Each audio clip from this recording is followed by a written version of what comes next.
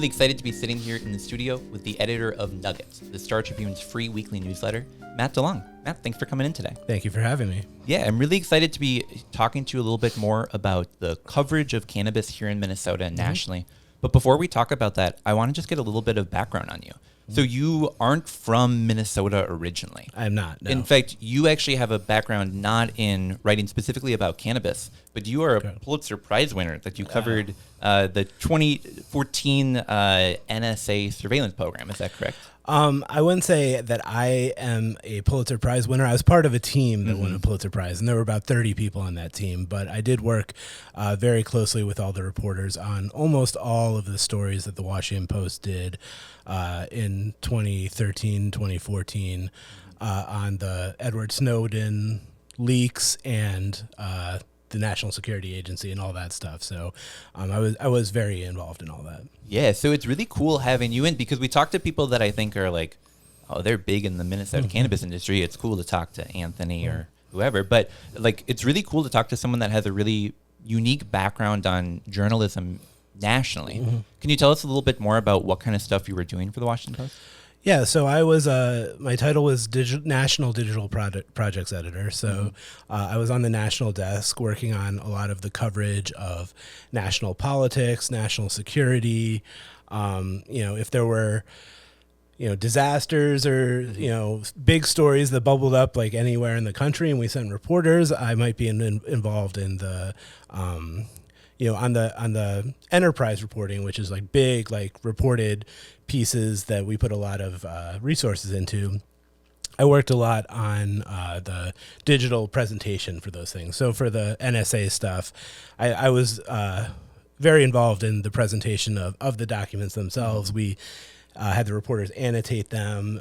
We built a template for annotating them, and that was something I focused on in particular on that project. Very cool. Yeah. So what motivated you to come to Minnesota and start working for the Star Tribune? Yeah. So, I spent about 6 years in D.C., and my career there was great.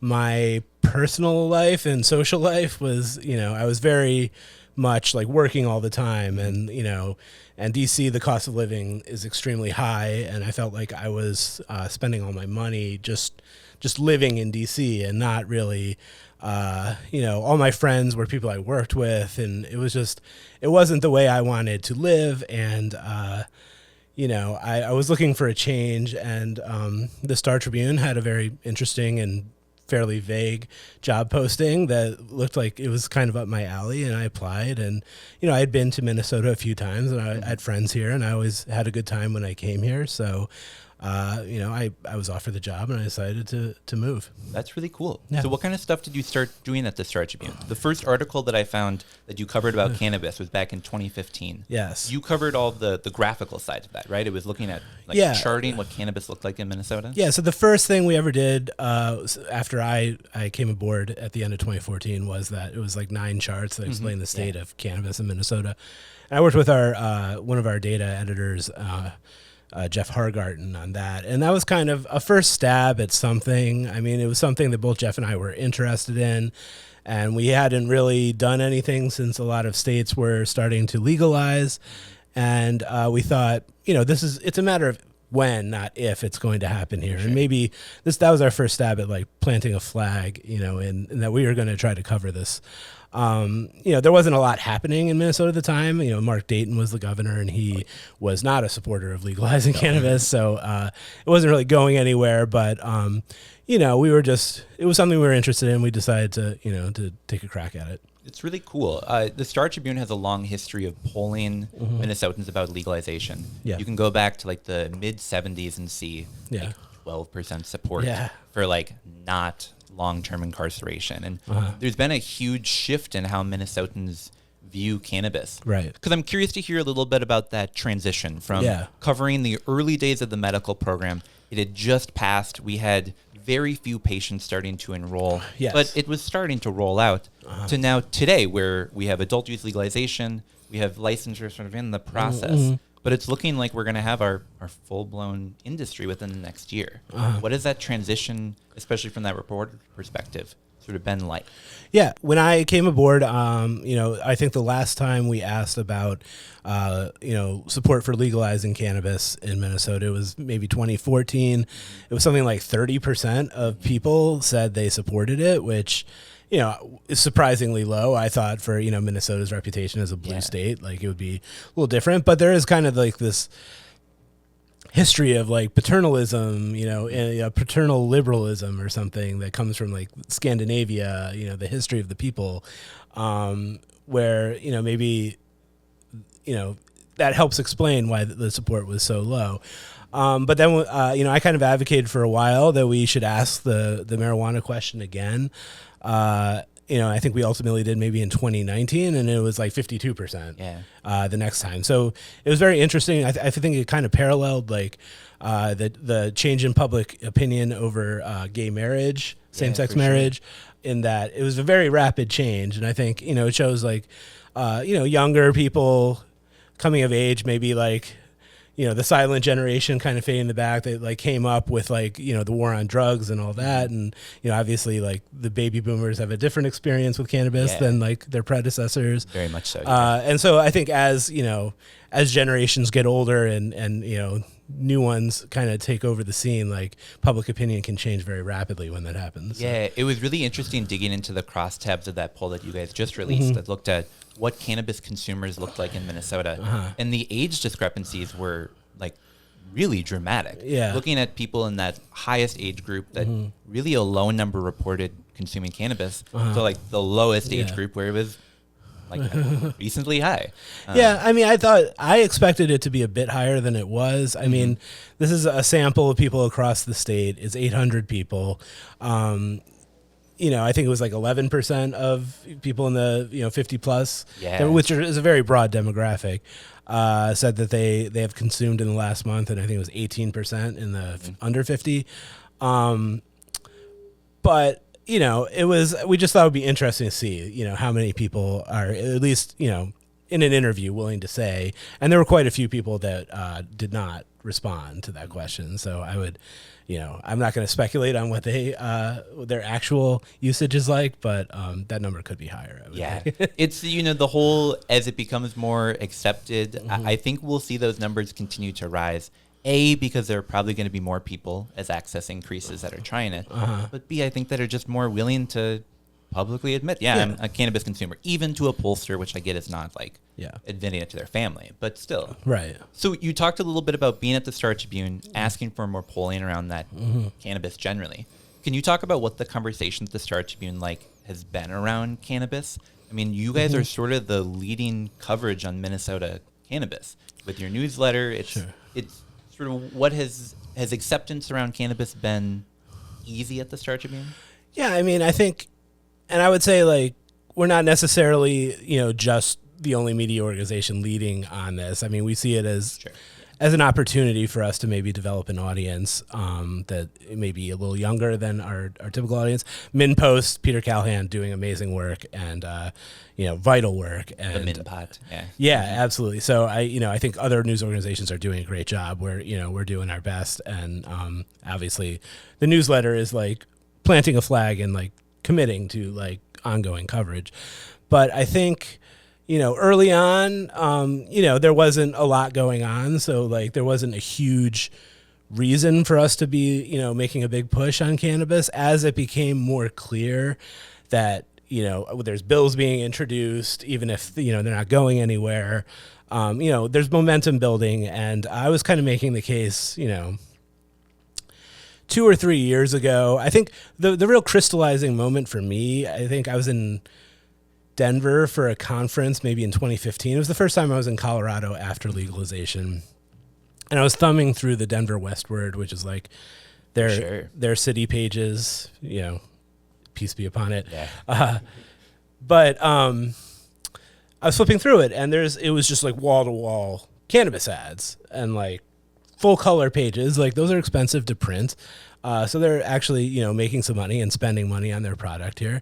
And it just kind of light bulb went off. I was like, oh, legal cannabis is going to save journalism, kind of facetiously, but also, clearly like there's a lot of companies when a huge $1 billion industry springs up overnight, there's a lot of companies that emerge with an advertising budget. And so that just kind of got my gears turning in my head. And, I pitched a newsletter to kind of as a way of like dipping a toe into the coverage, probably 2.5, 3 years ago, maybe more than that actually. But like the momentum wasn't really there yet. Like the bills weren't advancing. But then as, in the last couple sessions, obviously things started happening very quickly. And it became clear that like this was happening. Yeah. And kind of at the same time, we had a transition in leadership. Our publisher retired, our executive editor, moved on to a different publication. So we had new leadership that was kind of, looking for ways to expand an audience. And I had been, pitching this newsletter as a way to kind of, try to like build an audience around this topic that is maybe, a little, like I said, a little bit younger than our typical, subscribers, both in print and digital. They skew, on the older side, to put it, diplomatically. For sure, yeah, absolutely. So, maybe this is an opportunity to try to like introduce our brand to people who we don't currently have any kind of relationship with. And on top of that, like as a new industry comes online, perhaps down the line, there could be some advertising opportunities for us. Right now we don't have that opportunity, not with marijuana at least. Yeah. With hemp, I think we're starting to accept some hemp ads in the newsletter. But that's all, up to our marketing department and whatnot. I just work on the content. But I think it's really cool. Like, it's been really neat seeing Minnesota create this Minnesota model, as we've been calling it, and sort of the rest of the country looking in and seeing, how is this going to work? I personally think it's going to work out great, but I guess we'll see in a couple of months, in a year, in a few years. And I think the Star Tribune, the MinnPost, NPR, the reporters here in the state have really been doing an important job of doing on-the-ground reporting of what our industry looks like and sharing it out with the rest of the country.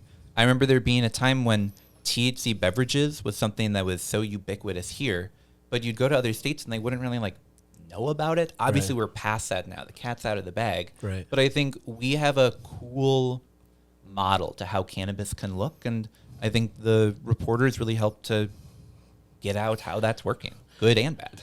Yeah, I mean, it is, a real innovation nationally. Like, Minnesota is, undergoing this, pretty major experiment with a fairly, open approach to, hemp-derived products while also legalizing marijuana. So it will be very interesting to see how it plays out. And that was part of my interest in this, is this is a kind of wild social experiment that's happening right now. And it's really interesting and fascinating, whether or not, you consume or don't consume, it's interesting to see what's going on. And I think having the opportunity to document that in real time is really exciting. That's really cool. So you talked a little bit about consumption. That's something that I do want to touch on a little bit. I was an activist back in 2014 when, there wasn't a ton of activity happening around the state. Reporters were, I think, a little bit less connected to the cannabis culture. They definitely knew what was going on at the Capitol, but maybe not as much on the activism side. But we're getting to a new chapter where now that cannabis is legal, we have people from all walks of life that are talking about using cannabis and finding ways in their lives. I want to sort of ask you a little bit, as a reporter for the Star Tribune covering cannabis, do you have a background in what cannabis is? Are you a consumer? Yeah, I mean, I consume cannabis. And I have, for a long time, and, it's not something that I have ever viewed as a big deal. I mean, I tried it in high school and, like many, many millions of American youth. And, it's just something that's always kind of been around and, not been perceived as a very big deal. And it's always something I've enjoyed, and I'm interested in it just as a product, and how people use it for so many different things. And I don't think it's hard to remain objective about it. I fully recognize that there are things that there are cautionary things that we need to pay attention to, like driving while intoxicated, and how legalization affects youth, and whether teenagers have more access to it. So I think that's an important thing to be paying attention to. There could be health risks associated with it as well, like there would be smoking anything. For sure. So, I'm trying to stay, balanced with, like, I'm not going to, like, censor things that, don't agree with my worldview. I'm going to put it out there. And, I think, like, my role is to gather information and, present it to people, and, like, they can do with it what they will. If people have their own opinions formed already, that's fine.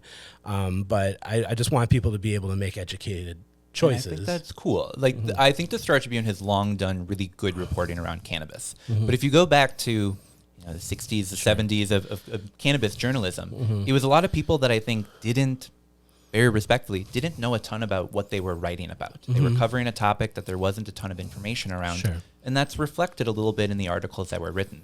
It's really cool being in a day and age when reporters, I don't know how better to say this, but know what they're talking about in terms of cannabis. Yeah. And I think that really comes across in the reporting that we're getting out of Minnesota today. Yeah, I think so. I mean, having familiarity with what you're writing about, I think, is important. I don't think, if you look at it from the perspective of, say I was, covering the beer industry and or reviewing beer, that kind of thing. Like, would it be scandalous for me to be somebody who drinks beer? Like, that would be absurd. 100%. So I kind of view it in that same kind of way. If this is a legal product for adults to use, as long as you're, within the bounds of the law, I mean, I don't see it as a very big deal. For me personally. Yeah, no, and I think the comparison to alcohol is so apt, where it would be weird to have a reporter covering the alcohol industry who's like, nah, but I don't really drink. I mean, that stuff. I'm not saying they can't do it, but sure, I'm saying to say you can't do that, that doesn't make any sense to me. No, I agree with that. So I want to ask you a little bit about sort of the upcoming months and year in Minnesota. Obviously, there's a lot of stories that are actively rolling and that you're having to keep your pulse on. Sure. What are some of the big ones that you're watching that people should maybe be keeping their eye on here in Minnesota? Yeah, I mean, I think a big thing that we'll be paying attention to is, when the bills were being written and negotiated, there was a lot of talk about creating, a Minnesota-centric craft cannabis industry. And now we have actually had a round of applications come in for the first social equity licenses. And something that I did not pay enough attention to, and this is kind of a mea culpa for me, is that, in early versions of the bills, like, they had a residency requirement for applying for any licenses, and that got taken out at some point. And there's a lot of legislation and changes that were made over the last few years, and that, like, I kind of had in my head that there was a residency requirement, but I think we got so focused on what was in the bill, maybe we didn't pay enough attention to what wasn't in the bill. And, like, not everybody missed this. Like, Peter Callahan had reported this, but it didn't really register until, like, we saw the first data about the social equity applicants come in, and more than half of them were from out of state. So that raises questions about, like, is it even possible to create this Minnesota craft industry when, these licenses are going to be distributed by a lottery? So if there's 50+% of the applicants are from out of state, assuming they're qualified, there's going to be a lot of out of state companies coming in here. So it'll be interesting to see how that plays out. I want to keep my focus mostly on the local companies to the extent I can. I'm sure there will be out-of-state companies that will be doing interesting and newsworthy things as well. But that's something I'll be keeping an eye on. The future of the hemp industry, when we have licenses being issued and this new legal marijuana industry in Minnesota comes online, that'll be really interesting to see what happens with hemp. Like, I think there will be obviously room for hemp beverages. Obviously they're in tap rooms and everything now on tap. But I think it will certainly probably affect the hemp industry, and will there be more regulation coming to the hemp industry? Whereas now it's a little bit treated like this lesser regulated, like, version of marijuana, and the distinction between hemp and marijuana is very blurry at times. Very much so. Yeah. So, like, will there be more regulation coming down the pike? My guess is there probably will be, but we'll see how that plays out. I think those are two of the really big things. Yeah, that's really cool. I think Minnesota really is a good model of the country right now. We're really navigating with, like you said, what does that business rollout look like? What does that hemp versus adult use look like? And I think both of those things are going to continue to evolve both here in Minnesota and nationally over the next couple of years. One other thing I would mention, though, is I think like a big part of my role and the role of the media in general here is like accountability and making sure that the products that are being sold are what they are purported to be. Are they getting tested the way they're supposed to be? I think right now there is not a ton of oversight happening in the hemp market, certainly, and the Office of Cannabis Management is still staffing up and all that. It'll be interesting to see how much oversight there is in the future. Are they going to be adequately equipped to regulate hundreds, thousands of businesses potentially? And from what I've seen already, I mean, there's a lot of really cool, interesting, smart people like working in this industry right now who want to make good products and are doing, innovative things. I've also seen clearly that there are some, maybe not bad actors, but questionable actors who are cutting some corners and doing things not totally according to the law. And, we'll see like how that plays out in the future, if there's, if they're going to be closing that gap or what. Yeah, it was so interesting to see and I know that THCA was never really allowed in Minnesota, but there was sort of that like gap in time where the OCM wasn't set up. They weren't regulating and shops were widely carrying it. And there was some really interesting stories that you guys were writing about that, covering about like, how does this industry look? It was a unique time having people that were operating cannabis stores fighting for more regulation, which I think might be a first in Minnesota. Yeah, I mean, it's definitely unusual. But yeah, I mean, the whole THCA thing, which, I assume your viewers are familiar with. I mean, the view pretty broadly outside of maybe a handful of hemp activists is that this stuff is indistinguishable from marijuana. It is marijuana. It's just grown without a license, and which makes it, by definition, black market, being sold on the shelves, in some cases in licensed dispensaries in Minnesota. Yeah, very much so. It'll be interesting to see how that continues to evolve as more retail stores open up, as that access opens. We're in a time where we have pretty limited growers here in Minnesota, but I guess we'll see how that continues to change. A quick question for you. I think a long time people haven't really connected with the media in the cannabis industry. If you were an activist, you probably were reaching out to them. But if you were on that legacy market side, you weren't calling Matt Delong to Start Tribune to be like, hey, look at what I'm doing. No. How does our industry shift and evolve with media? Like, do you want people calling you saying, hey, I've got a brand new product? Or sort of what is that threshold for when people should be reaching out to really try to get that word out about stuff? I mean, I would say yes, I want people to reach out to me with a caveat that like that does not guarantee coverage. Okay, I mean, I want good stories. I want, products that are cool and innovative. I want to hear about them, or people doing cool things, or people with good stories, background stories. That's the kind of stuff that interests me.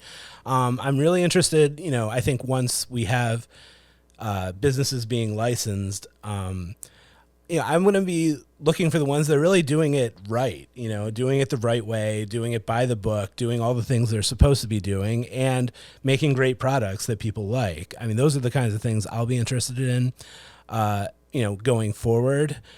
But I absolutely do want to hear from people, and I have an email address just for the Nuggets newsletter. It's nuggets@startribune.com. And I welcome people to reach out to me.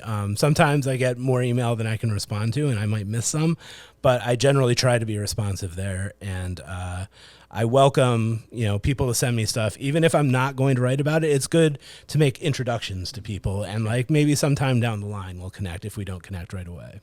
I appreciate that. Yeah, so we'll put that email down in the show notes. Okay. So definitely, if you've got something you're doing in the cannabis industry, reach out and let them know. Yeah. So before we go, I wanted to plug one more time this newsletter, because people know our episodes we record on Friday, and we record them Friday afternoons because we got to wait for that Nuggets newsletter to come out. It's so good seeing the stories that you cover, sharing reporting by other organizations here in the state. How can people go and get signed up for that newsletter? Okay, it's very easy. You just go to startribune.com/nuggets. And there's a sign-up form there, and you just put your email address in. We're asking that, if you're under 21, please don't subscribe. We want to, keep it mostly for the adults who are able to consume. I mean, the information, is coming from news articles for the most part. Those are freely available to anybody. StarTribune.com/nuggets is where you can subscribe. I dig it. Well, I appreciate it. It's cool reading the news. It's cool seeing what events are coming up. You have some really great interviews and features in there. And sometimes you do some cool giveaways. So people should definitely sign up for that newsletter. Yes, I agree. Thank you. Matt, thanks so much for coming in today. It was so great chatting with you, hearing a little bit more about your background. And I look forward to more coverage around the cannabis industry. All right. Thank you, Tanner. I appreciate the time. Thanks so much. We'll be right back.